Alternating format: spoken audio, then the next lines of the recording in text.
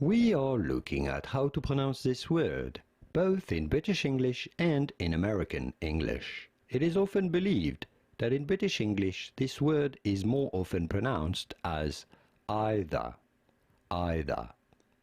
And it is also believed that in American English the pronunciation of this word goes as æʌðə, æʌδە.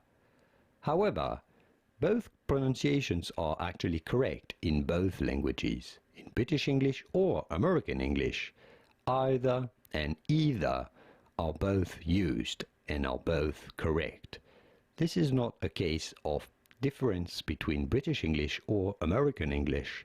It's just two different pronunciations of the same word. Æʌðə or æʌδە. It's up to you how you want to use them. Here are more videos on how to pronounce actual differences between British English and American English in the pronunciations. See you there to learn more.